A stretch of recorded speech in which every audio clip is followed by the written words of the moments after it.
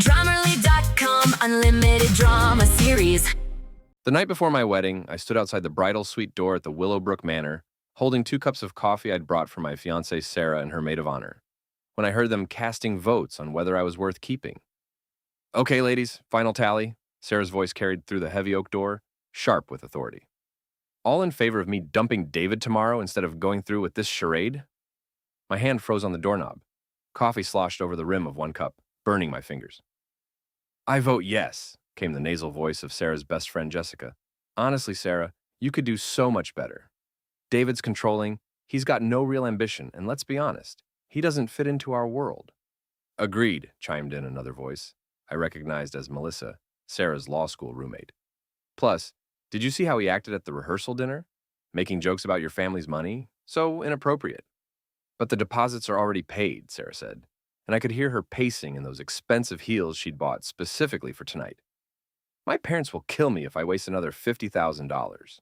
"Your parents have plenty of money," Jessica laughed. "Besides, think of the content this would generate for your Instagram. Why I called off my wedding, a thread. You'd gain like 50,000 followers overnight." I pressed my back against the wall, my heart hammering against my ribs. Sarah had built quite the following as a lifestyle influencer while working her way up at Morrison & Associates, one of the city's most prestigious law firms. Her carefully curated life of designer handbags, exotic vacations, and legal victories had attracted nearly 200,000 followers, who hung on her every perfectly filtered word. "The thing is," Sarah's voice dropped lower, more calculating, "David's not completely useless. He makes decent money in tech, and he worships the ground I walk on. I could mold him into something acceptable." "Or you could cut your losses now," Melissa countered. "Remember Jake from the gym? Now that's husband material. Rich family, owns 3 fitness centers, and those abs." "Jake Morrison," Sarah sighed dreamily. "God, you're right. We've been texting constantly. He gets me in ways David never could." "Morrison. The same last name as her law firm." "Of course. So what's it going to be?" Jessica pressed. "Freedom or settling for mediocrity?" The silence stretched for what felt like an eternity. I found myself holding my breath, coffee growing cold in my trembling hands. "I'll give him one chance," Sarah finally declared. "Tomorrow at the ceremony. I want him to publicly apologize for embarrassing me at the rehearsal dinner. If he can humble himself in front of everyone, prove he knows his place, then maybe we can make this work." "And if he doesn't?" Melissa asked. "Then I'll call it off right there at the altar." Can you imagine the drama? The photos? My followers would eat it up. The 3 of them dissolved into laughter, the sound like breaking glass in my ears. I set the coffee cups down on a nearby table and walked away, my mind already spinning with possibilities. They wanted drama? They wanted content for social media? Fine. I'd give them something they'd never forget. The rest of that night, I barely slept. I lay in the hotel bed staring at the ceiling, listening to Sarah's gentle breathing beside me when she finally came to bed around 2 a.m., reeking of champagne and expensive perfume. She'd whispered, "I love you," as she curled up against my back, and I'd had to bite my tongue to keep from laughing. By morning, I had a plan. The Willowbrook Manor looked like something out of a Gothic novel in the gray October light. Built in 1897 by some railroad baron, it had been converted into an event space in the 90s, but you could still see the decay creeping in around the edges, peeling paint on the window frames, moss growing between the stone blocks, and a persistent smell of mildew that no amount of expensive floral arrangements could mask. Perfect. I'd spent the early morning hours making preparations while Sarah got pampered at the hotel spa with her bridesmaids. A few phone calls, a trip to the local farmer's market, and a conversation with my buddy Marcus, who ran sound equipment for events, had set everything in motion. "You sure about this, man?" Marcus had asked when I explained what I needed. "This is going to be nuclear." "They want a show," I'd replied, handing him $500 in cash. "Let's give them one they'll never forget." Now, standing at the altar in my rented tuxedo, I watched Sarah glide down the aisle in her $5,000 dress, her smile radiant for the cameras. Her father, a stern man who'd made his fortune in real estate, walked beside her with the expression of someone attending a funeral rather than a wedding. The guests filled the manor's great hall, Sarah's side packed with her law firm colleagues, influencer friends, and various social climbers, while my side held my parents, a few college buddies, and some coworkers from the tech company where I worked as a systems administrator. Sarah's mother, Patricia, sat in the front row wearing a hat that probably cost more than my car payment, dabbing at her eyes with a handkerchief. She'd never liked me, had made that clear from the moment Sarah brought me home 3 years ago. He's very earnest, she told Sarah within my earshot. The word earnest delivered like a diagnosis of terminal illness. The officiant, a friend of Sarah's family, began the ceremony with the usual platitudes about love and commitment. I nodded at the appropriate moments, said I do when prompted, and waited for my moment. The bride and groom have prepared their own vows, the officiant announced. David, would you like to go first? This was it. Sarah's eyes met mine, and I saw the expectation there, the demand for public submission disguised as love. Actually, I said, my voice carrying clearly through the hall, before I share my vows, I have something else I'd like to say. I pulled out my phone and nodded to Marcus, who was manning the sound booth at the back of the hall. The speakers crackled to life. Last night, I recorded a conversation that I think everyone should hear, I announced. Sarah's face went white. David, what are you? But her voice was drowned out by the audio, now blasting through the sound system. Her own voice crystal clear, discussing whether I was worth keeping, debating my value like I was a stock option. The reaction was immediate and chaotic. Gasps rippled through the crowd. Sarah's father shot to his feet, his face purple with rage. Her mother looked like she might faint. Turn it off, Sarah shrieked, lunging for my phone. But I was already moving, pulling the second part of my plan into action. Hidden beneath the altar were 5 large buckets of overripe fruit and vegetables I'd purchased that morning. Tomatoes, peaches, pears, all perfectly rotten and reeking. You wanted to know if I'd humble myself, I said, hefting the first bucket. Here's my answer. I hurled the contents directly at Sarah. Rotten tomatoes exploded across her designer dress, sending chunks of putrid fruit flying into the front rows. The smell was instantaneous and overwhelming. Sarah screamed, slipping on a mushy peach and going down hard on her backside. Her carefully arranged hair, which had taken 3 hours to perfect, was now decorated with decomposing fruit. David, stop! My mother cried from the crowd, but I was far from finished. The second bucket caught Jessica as she tried to rush the altar to help Sarah. Rotten pears splattered across her bridesmaid dress, and she went down on the slippery floor, her expensive shoes providing no traction against the fruit pulp. Chaos erupted. Guests were screaming, some running for the exits, others pulling out their phones to record the mayhem. Sarah's father charged toward me, but slipped on a rotten apple and crashed into the flower arrangements, sending white roses flying. This is for 3 years of being treated like your pet project, I shouted over the noise, emptying the third bucket in a wide arc that caught several of Sarah's law firm colleagues. For every snide comment, every condescending look, every time you made me feel like I should be grateful you were slumming it with me. Sarah was sobbing now, trying to scrape fruit pulp out of her eyes. You're insane. You're absolutely insane. No, I said, grabbing the fourth bucket. I'm just done pretending to be someone I'm not, to fit into your pathetic little world. This bucket I saved for Patricia, Sarah's mother, who had spent 3 years making subtle digs about my family's modest background. The rotten fruit caught her square in her expensive hat, and she shrieked like a banshee. And this, I said, hoisting the final bucket, is for Jake Morrison and all the other guys you've been texting behind my back. The last of the rotten fruit arced through the air, catching not just Sarah, but several of her influencer friends, who had been trying to help her up. The Great Hall now looked like a war zone, with well-dressed people slipping and sliding through fruit pulp, their expensive clothes ruined. By the way,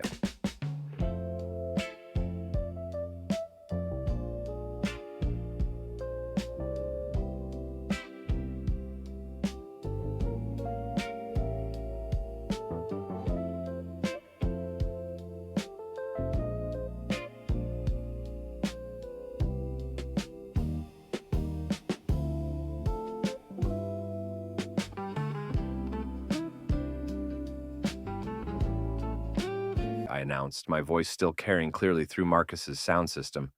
I've accepted a position with a tech firm in Seattle. I start Monday. Consider this my resignation from your little social experiment. I dropped the empty bucket and walked down the aisle, stepping carefully around the fruit carnage. As I passed my parents, I paused. I'm sorry you had to see this, I told them quietly. But some things can't be handled with quiet dignity. My father, a man who'd worked construction for 30 years and understood something about standing up to bullies, just nodded.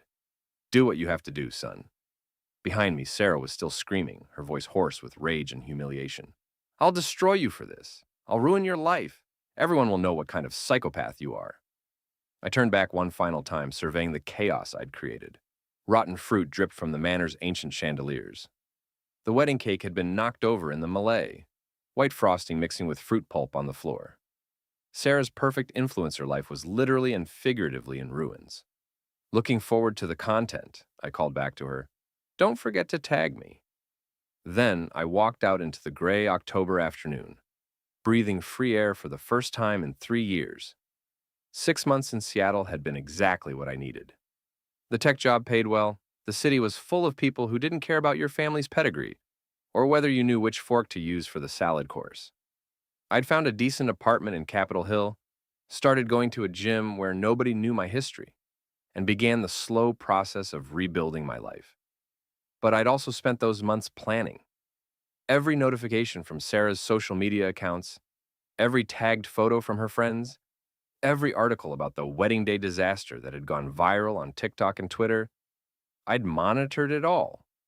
Sarah had indeed turned our destroyed wedding into content, spinning herself as the victim of an abusive relationship with a clearly unstable man. Her follower count had exploded to over 500,000. She'd also moved fast with Jake Morrison. Within a month of our non-wedding, she was posting gym selfies with her trainer and life coach. By month 3, they were Instagram official.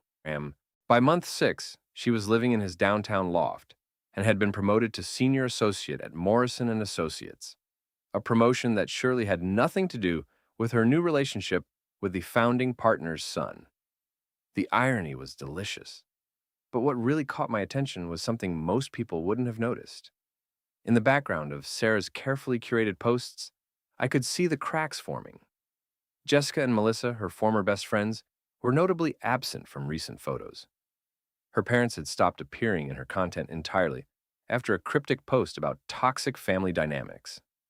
Even some of her law firm colleagues seemed to be keeping their distance. It was time to come home. I'd kept my old apartment in Millbrook, the upscale suburb where Sarah and I had lived together.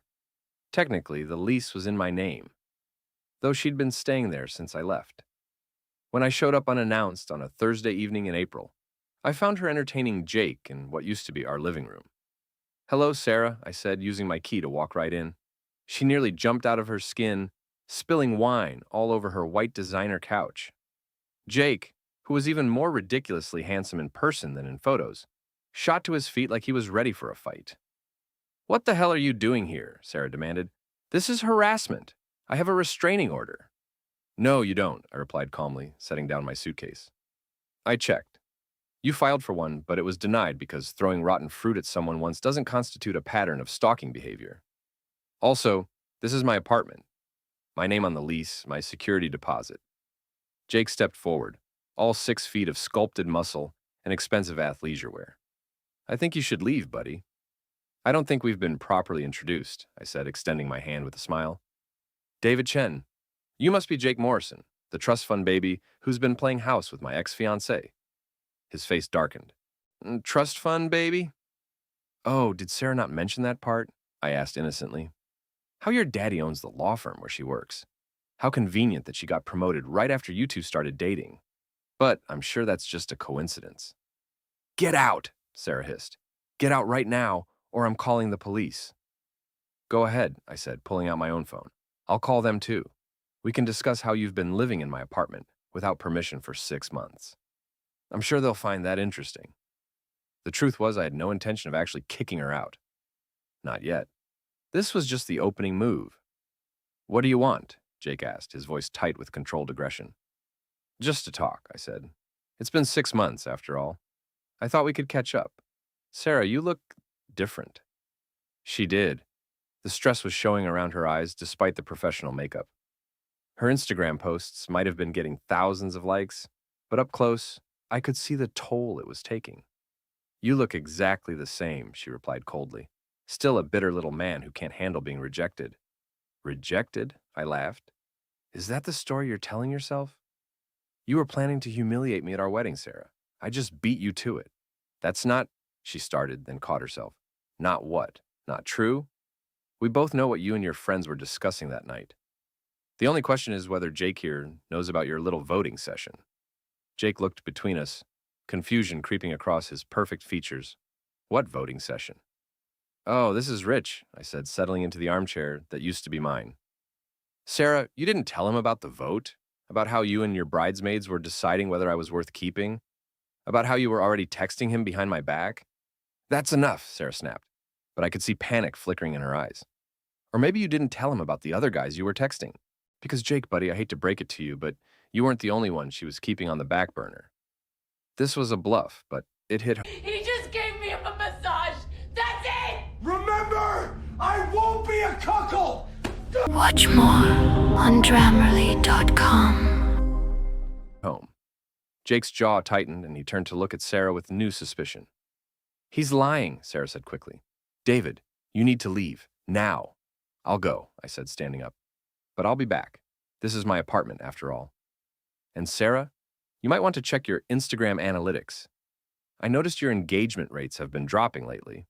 All those new followers, but the likes and comments aren't keeping pace. That's usually a sign of fake accounts, isn't it? Someone buying followers to inflate their numbers? Her face went white. Bingo. See you around, neighbors, I said cheerfully, heading for the door. Jake, good luck with the family business. I'm sure your dad's thrilled about his son's choice in girlfriends. I left them standing there in the ruins of their perfect evening, already planning my next move. The thing about revenge is that it requires patience and precision. Rush in swinging and you just look crazy. But take your time, gather intelligence, and strike at exactly the right moment. That's how you destroy someone's entire world. I spent the next 2 weeks settling back into Millbrook life, reestablishing old connections and making some new ones. My first stop was Murphy's gym, the old school weight room where I'd been working out before Sarah convinced me to switch to her trendy fitness studio. Well, look who's back, said Tommy Murphy, the owner, as I walked through the door. Heard you caused quite a stir at the Willowbrook Manor. News travels fast in this town, I replied, signing up for a new membership. Faster when it's that good, Tommy grinned. Half the guys in here saw the videos online. That fruit throw was a thing of beauty, my friend. Murphy's was the kind of place where construction workers, mechanics, and other blue-collar guys came to lift heavy weights and talk shit. It was also, I'd learned, where a lot of them brought their personal problems, including, as it turned out, problems with Jake Morrison. That pretty boy owes half the contractors in town money, said Big Mike, an electrician who'd been coming to Murphy's for 20 years. Keeps hiring people to work on his properties, then finding excuses not to pay the full amount. His properties? I asked, loading plates onto the bench press. Yeah, he's got 3 gyms around town. Well, 2.5, really. Word is he's about to lose the lease on the one in Riverside because he's behind on rent. This was interesting. Sarah's social media painted Jake as a successful entrepreneur, but the reality seemed more complicated. How behind, I asked. 3 months, last I heard, and the equipment loans on all 3 locations? Those are getting called in too. I filed this information away and kept listening. Over the next week, I learned that Jake Morrison's fitness empire was essentially a house of cards, propped up by his family's money and a lot of creative accounting. The trust fund baby comment I'd made had been more accurate than I'd realized. But Jake's financial problems were just the appetizer. The main course came from an unexpected source, my old neighbor, Mrs. Henderson. Mrs. Henderson was 73 years old, lived alone with 2 cats, and spent most of her time watching the neighborhood through her front window. She'd always liked me, mainly because I helped her with her computer problems and never complained when her cats used my flower beds as a litter box. David, dear, she said when I stopped by to help her set up a new tablet. I'm so glad you're back. I've been worried about that girl of yours. Sarah's not my girl anymore, Mrs. Henderson, I reminded her gently. Oh, I know that. But she's been having such trouble lately. All those arguments with her friends, the screaming matches with her parents, and that young man she's been seeing. He's not very nice to her. My ears perked up. Not nice how? Well, I don't like to gossip, she said, which meant she absolutely loved to gossip. But I've seen him grab her arm quite roughly when they're arguing. And the language he uses? My late husband was a sailor, and even he didn't talk like that. When was this? Just last week. They were arguing about money, from what I could hear.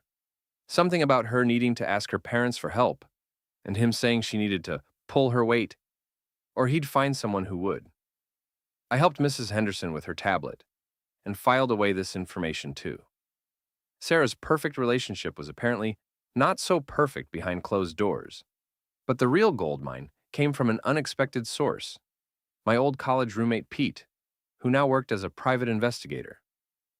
You want me to look into what exactly? Pete asked when I called him. Just background checks, I said. Sarah Martinez, Jake Morrison, and a few of their associates. Nothing illegal, just public records, social media analysis, that kind of thing.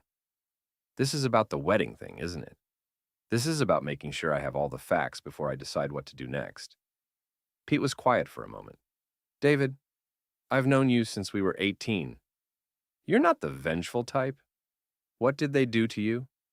I told him about the vote, about the 3 years of subtle humiliation, about how Sarah had turned our destroyed relationship into a career boost while painting me as an abuser. Jesus, Pete said when I finished. Okay, give me a week. I'll see what I can dig up. A week later, Pete called me back with a file that was even more damning than I'd hoped. Your ex-fiancée is in deeper trouble than she's letting on, he said. The promotion at Morrison and Associates? It came with a salary bump, but also a lot more responsibility. She's been working on some high-profile cases, and word is she's in over her head. There have been complaints filed with the state bar about her handling of client communications. What kind of complaints? Missed deadlines, failure to return calls, unprofessional behavior on social media. Nothing that would get her disbarred, but enough to damage her reputation if it became public knowledge. And Jake? Oh, that's the good stuff. His fitness business is basically bankrupt. He owes money to everyone, equipment suppliers, landlords, contractors. His dad has been bailing him out, but even Morrison Sr. is getting tired of it. There's talk that Jake might get cut off entirely if he doesn't turn things around soon. Anything else? Well, Pete's voice took on a conspiratorial tone. This is where it gets really interesting. Remember Jessica, your ex's former best friend? The maid of honor? What about her? She's been having an affair with Jake Morrison. For months, apparently. Started before your wedding, actually. I've got photos, credit card records, showing hotel visits, the whole 9 yards. I sat back in my chair, processing this information. Sarah didn't know her boyfriend was cheating on her with her former best friend. Jake was essentially broke and being supported by his family's money. And Sarah's legal career was hanging by a thread. Pete, I said finally, you've just given me everything I need to destroy both their lives. What are you going to do? I smiled, looking out my window toward the apartment where Sarah and Jake were probably planning their perfect future together. I'm going to give them exactly what they deserve. The Millbrook Community Center's annual spring fundraiser was exactly the kind of event Sarah lived for. Local influencers, business leaders, and social climbers all gathered in one place to see and be seen while pretending to care about charity. Sarah had been promoting her appearance at the event for weeks on social media, positioning herself as a rising young professional giving back to the community. It was also the perfect venue for my grand finale. I'd spent 2 weeks setting everything in motion. Anonymous tips to the state bar about Sarah's professional conduct, carefully timed to arrive just before the fundraiser. Strategic leaks to local gossip blogs about Jake's financial troubles. And most importantly, a series of carefully orchestrated social media posts designed to draw all the key players to the same place at the same time. The community center was packed when I arrived, dressed in my best suit and carrying a tablet loaded with 6 months' worth of research. Sarah was holding court near the silent auction tables, looking radiant in a designer dress that probably cost more than most people's monthly rent. Jake stood beside her, playing the devoted boyfriend role to perfection. Jessica was there too, I noticed with satisfaction. She'd been keeping her distance from Sarah lately, but she couldn't resist an event like this. The three of them in the same room with no idea what was coming. David? I turned to find my mother approaching, looking concerned. My parents had been invited to the fundraiser. They'd been pillars of the Millbrook community for decades, but they clearly hadn't expected to see me here. Hi, Mom, I said, giving her a hug. Don't worry. I'm not here to cause trouble. Are you sure about that? She asked, eyeing the tablet in my hands. Because you have that same look you had when you were 12, and planning to get back at the Hendricks boy for breaking your bike. I'm just here to set the record straight, I said. Some things have come to light that I think people should know about. Before she could respond, the event organizer took the microphone to begin the evening's program. There would be speeches from local business leaders, a presentation about the community center's programs, and then an open mic session where attendees could share their thoughts about the importance of community involvement. I'd signed up for the open mic session that morning. Sarah spoke first, delivering a polished presentation about the importance of pro bono legal work and her commitment to serving the underprivileged. The crowd ate it up, applauding enthusiastically as she described her volunteer work with local nonprofits. Work that, according to Pete's research, consisted mainly of photo opportunities and social media posts. Jake followed with his own speech about the role of fitness in community health, promoting his gyms and positioning himself as a local business success story. He was charismatic and confident, every inch the golden boy his family name suggested. Too bad it was all built on lies. When the open mic session began, I was the third person to approach the podium. The crowd was relaxed now, wine flowing freely, as people settled in for what they expected to be a series of brief, boring testimonials about community spirit. Good evening, I said, my voice carrying clearly through the room's sound system. For those who don't know me, I'm David Chen. Some of you might remember me from the Willowbrook Manor incident last fall. A ripple of recognition went through the crowd. Sarah's face went white, and she started moving toward the exit, but Jake caught her arm and whispered something in her ear, probably telling her that running would look worse than staying. He was right, but it wouldn't matter. I'm here tonight because I believe in truth, I continued, and there are some truths about members of our community that I think you should know. I tapped my tablet, and the first image appeared on the large screen behind me, a photo of Jake and Jessica entering a hotel together, time-stamped 3 days before my wedding. The reaction was immediate. Gasps echoed through the room, and I could see people turning to look at Sarah, Jake, and Jessica. Sarah's mouth fell open in shock, while Jake's face turned red with anger. This is just the beginning, I said calmly. Over the past 6 months, I've been investigating the people who destroyed my relationship and then used that destruction to advance their own careers and social media presence. The next slide showed Jake's business financial records, the ones Pete had obtained through public filings and court documents. Debt, late payments, and a pattern of stiffing contractors and suppliers. Jake Morrison has been presenting himself as a successful entrepreneur, I said. But the reality is that his businesses are failing, and he's been using his family's money and influence to avoid the consequences of his poor decisions. Jake started moving toward the stage, but my next words stopped him cold, including using his relationship with Sarah Martinez to pressure his father into giving her a promotion at Morrison and Associates, despite her ongoing professional conduct issues. The screen now showed copies of the complaints filed against Sarah with the state bar, along with screenshots of her social media posts that violated client confidentiality rules. Sarah has been portraying herself as a victim of an abusive relationship, I continued. But the truth is that she spent 3 years systematically undermining and humiliating me while planning to dump me at our own wedding. She turned our destroyed relationship into social media content, gaining hundreds of thousands of followers by playing the victim of domestic abuse, a serious charge that trivializes the experiences of real abuse victims. The crowd was completely silent now, hanging on every word. Sarah was crying, but whether from shame or rage, I couldn't tell. But the most interesting part, I said, advancing to my final slide, is how this whole network of deception connects. Jessica Walsh, Sarah's former maid of honor, has been having an affair with Jake Morrison for over 8 months. Sarah doesn't know, Jake's family doesn't know, and Jessica's husband definitely doesn't know. The final image was devastating. A photo of Jake and Jessica in a passionate embrace outside Jessica's house, taken just 2 weeks ago. These three people have built their success on lies, manipulation, and betrayal, I concluded. They've used social media to craft false narratives, family connections to avoid consequences, and other people's pain to advance their own agendas. I thought the community should know who they really are before continuing to support them. I stepped back from the microphone and surveyed the chaos I'd created. Sarah was sobbing openly now, her carefully applied makeup running down her face.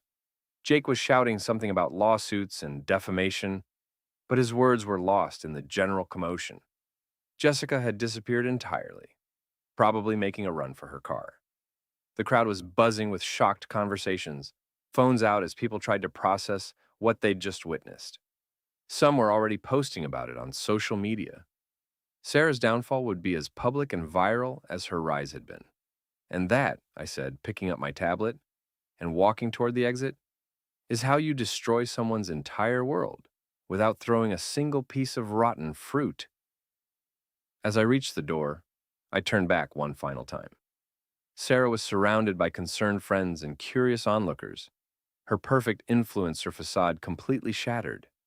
Jake was on his phone, probably calling his father to try to do damage control. The community center buzzed with the kind of scandal that would be talked about for years. My mother appeared at my elbow, shaking her head but smiling slightly. "Feel better?" she asked. "You know what?" I said, breathing the cool spring air. "I really do." Behind us, Sarah's voice rose above the crowd, shrill with desperation. "He's lying! He's a psychopath! Don't believe anything he says!" But it was too late. The truth was out, documented and undeniable. Her world was crumbling in real time, and there was nothing she could do to stop it. I walked to my car, got in, and drove home to my apartment where I'd be living alone and loving every minute of it. Some stories don't have happy endings, but sometimes they have satisfying ones.